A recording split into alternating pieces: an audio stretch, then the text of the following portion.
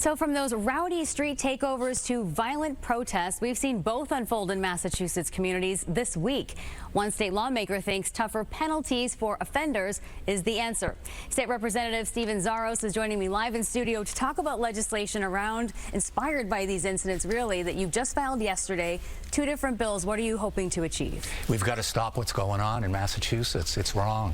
So two bills, one making assault and battery on a police officer a felony. Currently it's a misdemeanor. It should be more serious. Actually, on a police officer or anybody that's serving the public. And the other one is to stop these street takeovers, which block traffic, stop people from doing what they do. It's very dangerous. It results in accidents and things like that. So what they call... can impede public safety. Yes, ambulances can't get through. So they call those street takeovers. Now we've filed a bill that makes that illegal.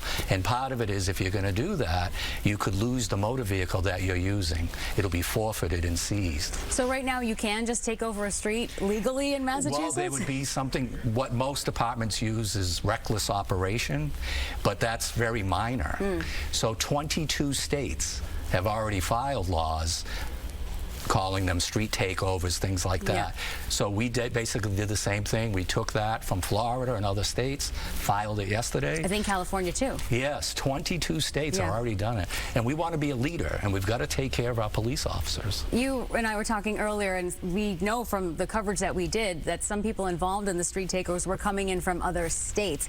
And a lot of this is being organized, you and the governor noted, online. That's right. Social media drives it. It's easy to communicate.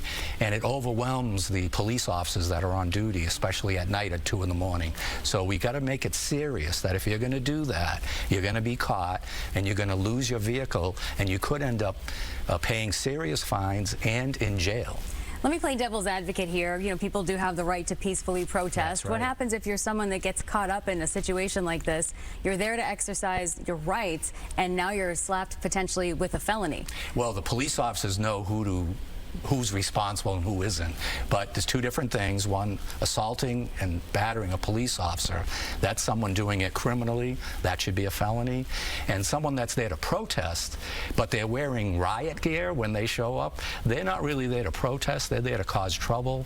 So you've got a couple of different things happening in Massachusetts and all over the country.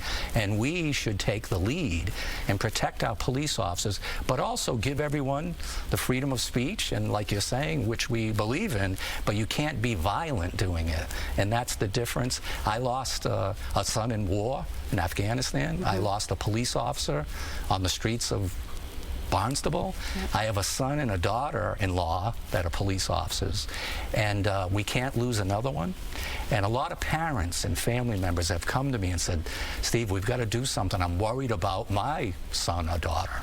We always thank you and your family for all of your service. Thank you for coming in today to talk about these bills. Representative Steven Zaros, thank you. My honor. God bless. Great. Dealing with breast cancer can mean physical and financial stress. How the treatments that have saved many lives come at a cost. Another day, another record broken. The successful week for